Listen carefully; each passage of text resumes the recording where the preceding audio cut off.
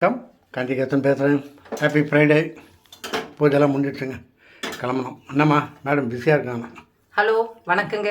எல்லாருக்கும் happy Friday சொல்லிக்கிறோம். இன்னைக்கு அம்மனோட பிளெஸிங்ஸ் நம்ம எல்லாருக்கும் கிடைக்கணும்.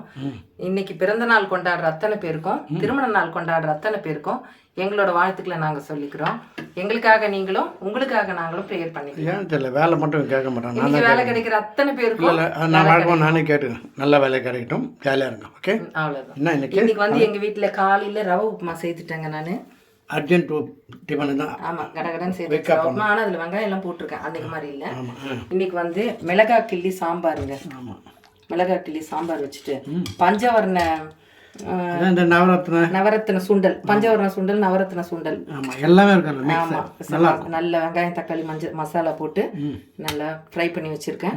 கொஞ்சமா முருங்கைக்கீரை நேற்று துளிர் எடுத்துக்க நான் கடைஞ்சேன், அதுல கீரை இருந்தது. அதை தேங்காய் பூ போட்டு கீரை கொஞ்சம் பொரியல் பண்ணி வச்சு. இதை அப்படியே நீங்கள் ப்ளைனாக சாதத்தில் போடுங்களேன், ரொம்ப நல்லா, அவ்வளோ டேஸ்ட்டாக இருக்கும், நல்லாயிருக்கும். ஏன்னா நான் சாப்பிட்ருக்கேன், அதான் சொன்னேன். ஓகேங்களா, நீங்கள் ஜாலியாக இருங்க.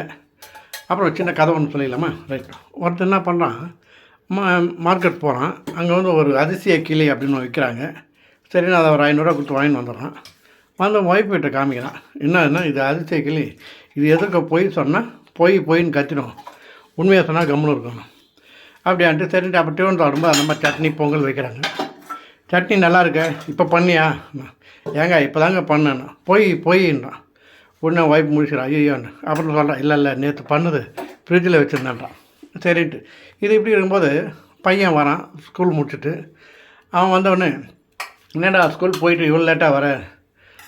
இல்லை, இன்றைக்கி ஸ்பெஷல் கிளாஸ் இருந்ததுப்பா. போயின்னு அந்த கிளி. உடனே ஸ்பெஷல் கிளாஸ், டேய் கிளி போய் பேசாத, சொல்லு எங்கே போயிட்டு வந்தோம், மரியாதை சொல்லுன்னு. இல்லை, நான் கிரிக்கெட் ஆடிட்டு வரேன். மறுபடியும் போயின்னு மரியாதை சொல்லு, எங்கே போயிட்டு வந்தேன்னு மறுபடியும் கேட்குறான்.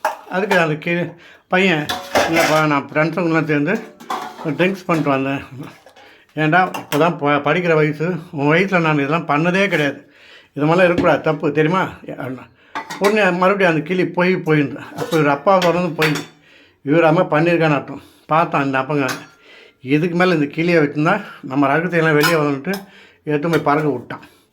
அதனால் நம்மளுக்கு தெரியும் நம்ம எது ரைட் தப்புன்னு, அதை மட்டும் ஜாலியாக இருப்போம். ஓகே, இது கொஞ்சம் ஜாலியாக எடுத்துக்காங்க. ஏதோ இன்றைக்கி கதை சொல்லிட்டேன். ஓகே பாப்பா, பாய். சப்ஸ்கிரைப் பண்ணுங்கள், லைக் பண்ணுங்கள், ஷேர் பண்ணுங்கள்.